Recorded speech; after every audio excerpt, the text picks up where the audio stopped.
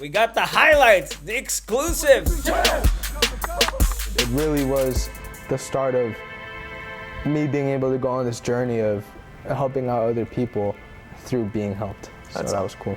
And now you're talking about, you know, you're cancer free now, right? Yeah. And you talk about what you want to do after. First of all, congratulations on that. What an Thank you. amazing journey. I appreciate it. And you talked about how you still, even after, you want to help other people, you want to be a motivational factor for people who are battling with cancer. Can you talk a little bit more about that and what you want to do now in the future? Yeah, of course. So, you know, one thing you learn, I guess, well, I hope you don't, but I think one thing I learned while I was there was that it really separates you from everyone else, or just from like everyday life, just having cancer. We also have our very own Alejandro Flores sit-down interview, an exclusive with the GSF AllStar who beat cancer recently. He stopped by the Active Space Gym to talk about his journey. GetSportsFocus is brought to you by Summit Partners, leaders in growth equity investing. WeightsandBars.com. Build your home gym and shop locally from the Bay Area's best fitness equipment experts. Ike's Love and Sandwiches. Championship level sandwiches every single time. South Bay Construction. A reputation built on trust. And by Fuel Good, fueling your success. Conveniently located in Santa Clara off Homestead Road. For more info, go to fuelgoodmealprep.com. What's up, GetSportsFocus? I'm Alejandro Flores here with Tyler Hodges. Tyler, how are you doing today, man? Hey guys, I'm doing great. Great to be here. I'm super excited. Yeah. Dude, so Tyler, I mean, your journey is incredible, but let's take it all the way back to the beginning, right? So what sports did you play growing up, and when did you know you wanted to play football as your main sport? So growing up, it was big for my family to put me in a lot of sports because my dad was a trainer and my mom was an athlete as well. So they wanted to kind of maximize my potential as an athlete. So I was in soccer, I was in basketball, wrestling, mixed martial arts, gymnastics. And then as time went on and as I got older, we kind of simmered down to like one final sport.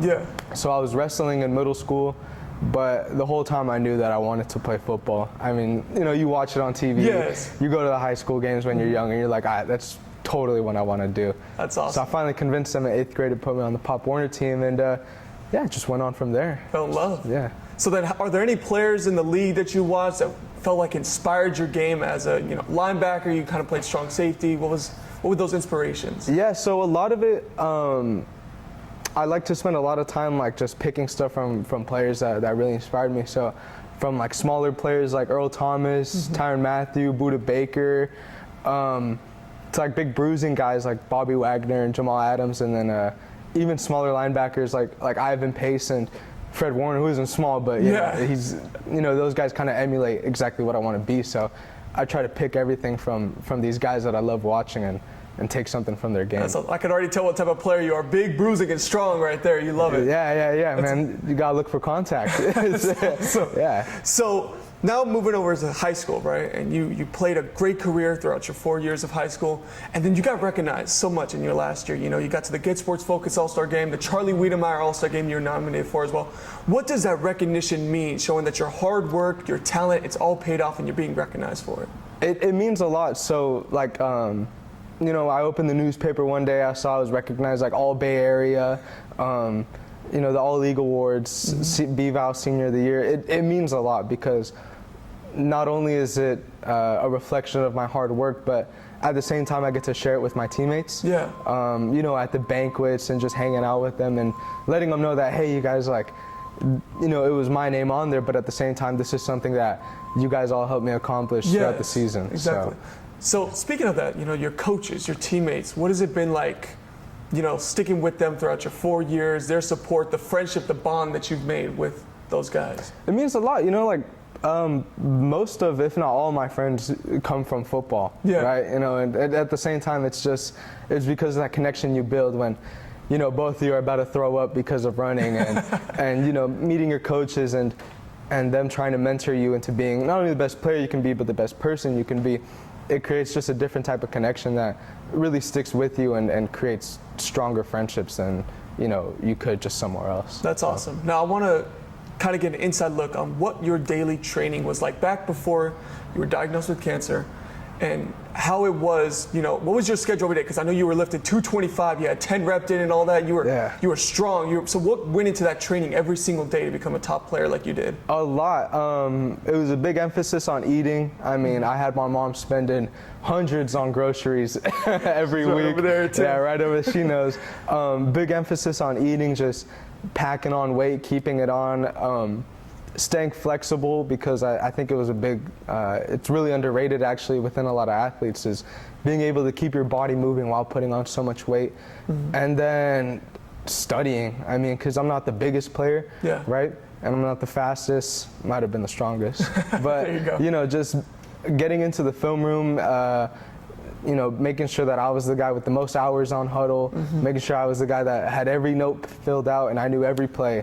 And whatever any team was going to do. And, you can see it in the film, like, I predicted plays before they were coming. I knew exactly what teams were going to do before they knew what they were going to do. Yeah. And I can give a lot of credit from that to my coaches, actually, who, would tell me all the time, like, you're playing inside backer, you have to know what they're going to do before they even know. And so that stuck with me, and, just putting hours into all the small things. That's awesome. Now, I want you to go a little bit more into the intelligence of the game. That's such an important part of football that I feel like is kind of underrated. Everyone talks about the hitting, everyone talks about, the big plays and stuff like that, but not the mental stuff that goes behind it and all.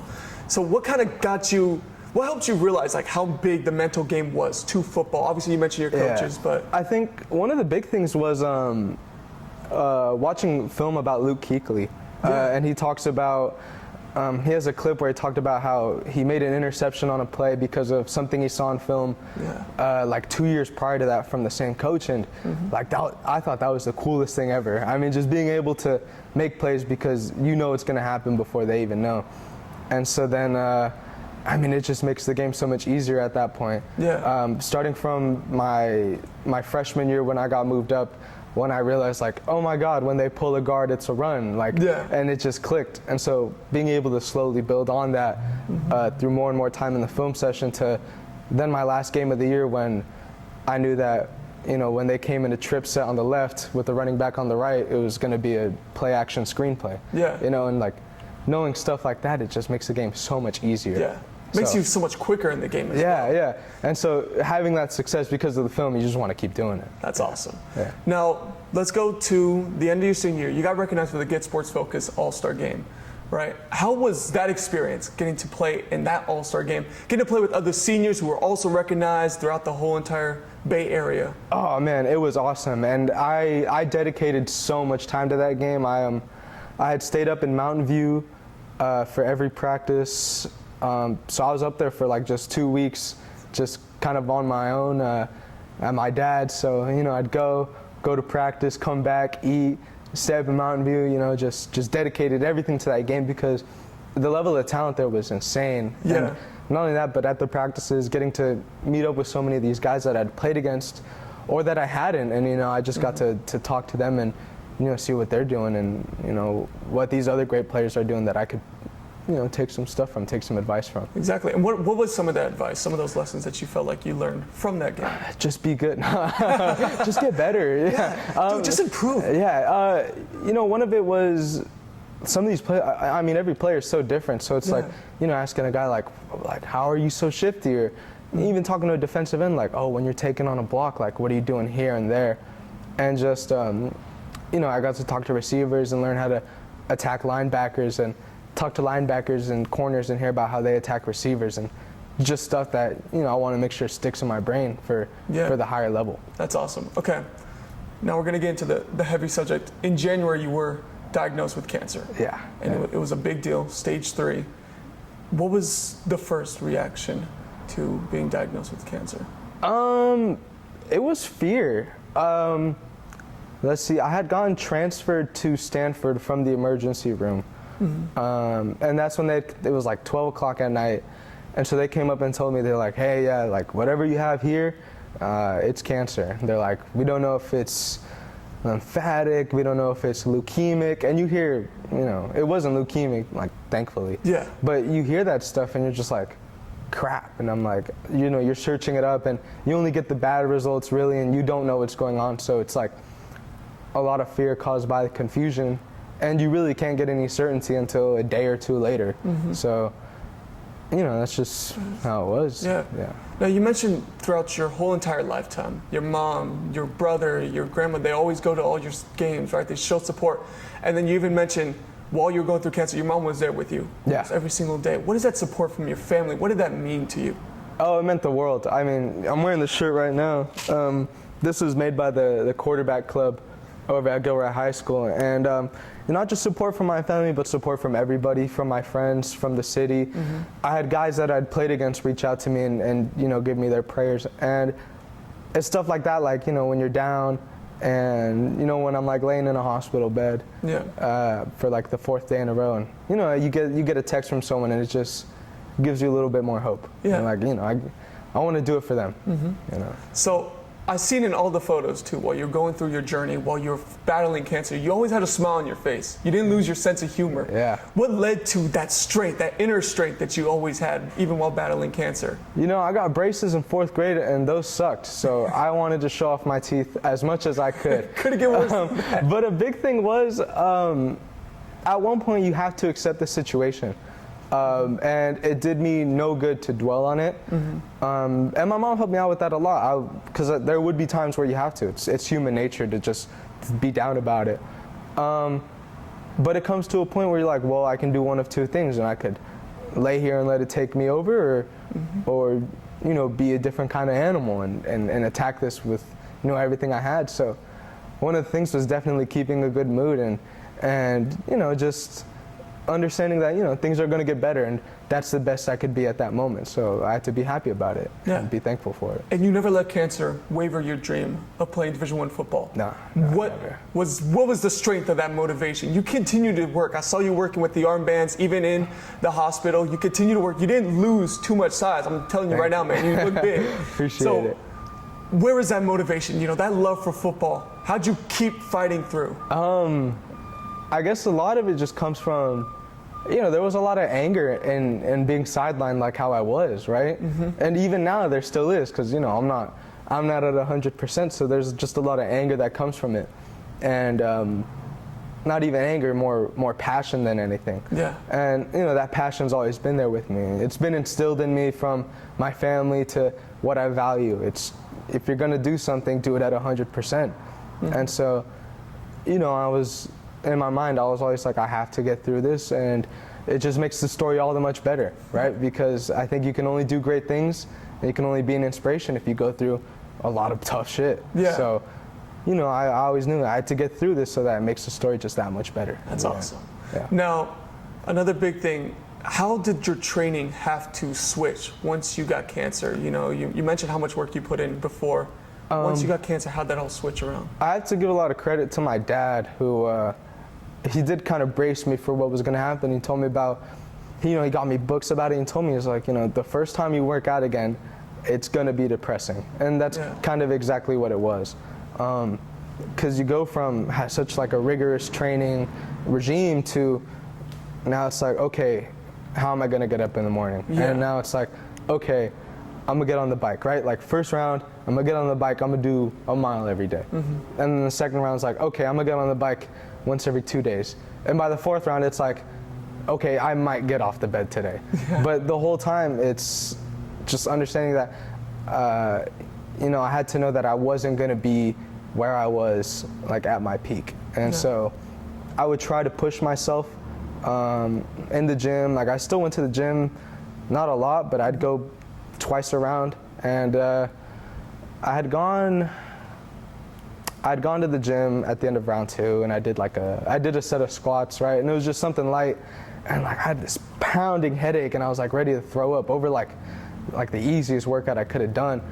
And not only that, but when round 3 started, I mean, I was just shot. Like my body tried to recover from just working out, and now it's, I'm getting hit with chemotherapy, and it was just the worst round I could have experienced. So at that point, I knew I had to lay it off and just kind of accept that I'm I'm fighting cancer, so I can't be the athlete I want to be. I just have to be, who I am. Who you are. Yeah. And you also mentioned, you told me before, there's no balancing life when you have cancer. You said that, and what exactly, how did you counter not being able to have that balance in life? What did you find as hobbies and stuff to pursue as well while you were dealing with cancer?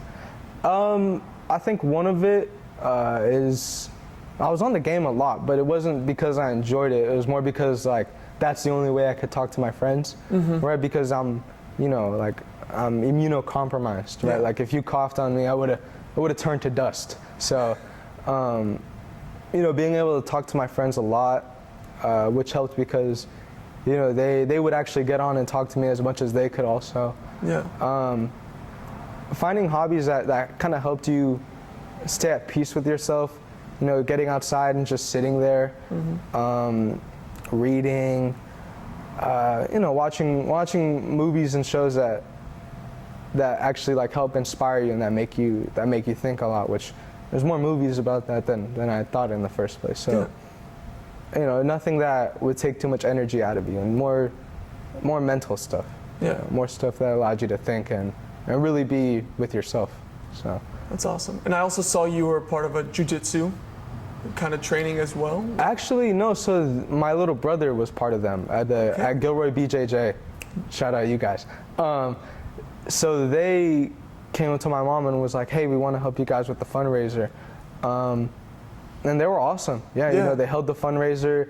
They, got all this marketing out, and they just really wanted to help support my family and I, which is great. It's support like that from the city, from people you barely even know that really helps you out. That's awesome. Now, speaking of another foundation that helped you out, the Youth Reach Foundation, right? They helped you out with a scholarship, and not only that, you had the opportunity to go to one of their big conferences, and you got to meet other people and their stories about how they battled with their, illnesses and all their struggles. What was it like hearing their stories and, being able to have some other people that, kind of going through the same battle as you? It's humbling, right? That's, at times you go through this and you're like I go through this and I'm like, dude, I'm not gonna be able to relate to anyone. Like everyone's gonna see me in a certain way. So to be able to go here with similar student athletes that are going through things that you just can't control, and being able to talk to them, it's humbling. It's relatable with them. You talk to them, you're like, dude, there's other people that are going through similar things. It's not just me. And it's really like finding your own group that you can just relate with. Like some of the people I still talk to, and I wish the best for all of them, because it's, like I said at the conference, it's tough to be an inspiration, but if you're part of the Youth Reach Foundation, that's what you are. Yeah. And so, it kind of builds a connection between all of us that you just can't make with anyone else. That's amazing. And then you talked about for the Charlie Wiedemeyer All-Star Game, you weren't able to play in the game, unfortunately, but you were recognized. Can you talk about some of that and that experience as well? It was great. So that was kind of the first time that I had gotten to go out and really get recognized for what I was going through. And it was awesome. When I went to the banquet, at this point I'd just been diagnosed, so I wasn't going through chemo yet. Yeah. So to go to the banquet, to be able to talk to all the guys that I was gonna play with and that I had played with, and that I'd met through all these camps and stuff, it was comfortable, which was something I hadn't had in a while. Yeah. Right, I hadn't been comfortable with anything. So I was able to go, talk to all my peers, and then, just being recognized at the Wiedemeyer Foundation, having Cal High reach out to me after, having the Coaches Against Cancer, it really was the start of me being able to go on this journey of helping out other people through being helped. So that was cool. And now you're talking about, you're cancer free now, right? Yeah. And you talk about what you want to do after. First of all, congratulations on that. What an Thank you. amazing journey. I appreciate it. Thank And you. you talked about how you still, even after, you want to help other people, you want to be a motivational factor for people who are battling with cancer. Can you talk a little bit more about that and what you want to do now in the future? Yeah, of course. So, one thing you learn I guess, well, I hope you don't, but I think one thing I learned while I was there was that it really separates you from everyone else, or just from like everyday life, just having cancer or going through something similar. And that the only way I'd really get true motivation and experience was from people who'd gone through similar things. Like I read James Conner's book, who went through Hodgkin's lymphoma, and it's, you know, I read that book and like I started tearing up. And it's like, you know, you don't get that from just talking from someone. Yeah. So I recognize then that, you know, that's what I want to do, is help out other people who are going through similar things, because, you know, not everyone's going to go through it with a smile, and not everyone's going to go through it with the same platform and support that I got from, you know, my time before I got sick. And so, you know, I feel like it'd be really important to be able to kind of get my story out and be able to talk to these other people who are going through similar things and say like, hey, you know, this doesn't define who you are. Yeah. And it helps you strengthen who you actually, you know, who you really are inside. You know, it helps you strengthen what you really want to do, and as long as you just don't let it change you, you know, as long as you don't let it take you down. And yeah, I don't think there's enough relatability out there for kids going through the same thing, so I kind of want to be that relatable and inspirational factor that they can look up to. That's amazing. Now we're going into the future. Foothill College is what you're looking at. You're going to be gray shirting this year, you already mentioned. Yeah. But what's it going to be like now with cancer behind, and you're looking forward to pursuing again your dream of football? How excited are you, man, to be going to Foothill College and to be pursuing? Oh, I'm stoked. I mean, to play at a program like Foothill, play on a program with winners, be in a team surrounded by winners. You know, you go in the weight room and it's intense. You go on the practice field, it's intense. And then you get off of it, you know, everyone's awesome. Yeah. Right? And so, I mean, I'm super pumped. I can't wait to be back. And I'm accepting now that, you know, I can't be at 100% this year. So I'm just ready to get after it with the team that we have right now and for next year, and really get back, you know, and show who I am and that I'm still there. Now, how does it feel? Did you start to feel an improvement as you got past cancer, especially now more recently with your training and everything? Have you felt like your improvement, like it's starting to get back into it? It's like walking up a hill with a yo-yo, right? I mean, it's like you're slowly getting there, but at the times, like the yo-yo does go down. Yeah. So, you know, like at the start, I kind of led myself on to be healthier than I really was. I was like a month removed from this huge surgery that, you know, I'm still being affected by. I had finished chemotherapy like 3 months ago, so it's like there's still lingering effects, and you know, I got a bit overconfident, so I'd pushed myself a little too hard, got to drop down a bit, so now it's a slow build-up, right? But, you know, just taking it one day at a time. Patience was the key. Yeah, it still is. That's amazing. Yeah. And now we want to go to a fun night. I saw, you know, your senior prom. I saw how you were suited up in the all white. You had I love the fit that you had. What was it like being a prom king that night, and just being able to have a night with your friends like that? That was fun. Oh, it was great. You know, I took my best friend Eddie up. He was my +1 there. Felt great in the outfit. Felt great in the all white. And it was awesome. I think that was the first time I'd kind of seen my whole class for the first time, and since I'd gotten diagnosed.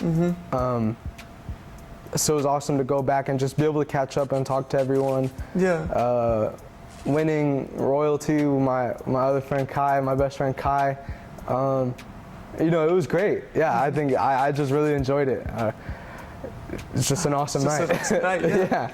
And then, you know, some of your friends, I imagine they visited you as much as they could. What was it like just always having them visit and, like, you know, being able to be surrounded by friends? It was great. One thing is they didn't hold back on the jokes, which I appreciated, right? They didn't make me feel left out at all. We'd be on the game. They'd come over when they could, right? When I told them, like, hey, like, you know, I feel good today. You know, we'd go out to eat, and they just, they made me remember that, you know, like they're still my friends. I still have this whole group. Yeah. And so I never, you know, I always felt great when I was around them, right? I wasn't lonely when I was around them. I wasn't shied away. You know, it was still my best friends from before, and they still were then. Even closer now because of what I'd gone through and how they supported me during that. it's amazing, strong bond that, you know, kept you pushing through. It's amazing. Yeah. So now I got to go to last month, back in June, when you were able to finally ring the bell. Yeah. What was that feeling like?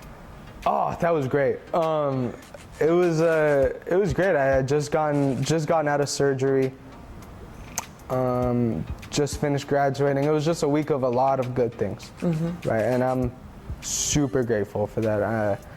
I'm in my doctor's office. He's like, all right, you're gonna follow us out. And I'll walk out and I see, I see all these doctors and all the nurses that had cared for me when I was sick. I saw my family, and just ringing the bell, it really is like a wave of relief. Like I hit the bell and I was just like, wow, like I'm done. You're done. And like that was it.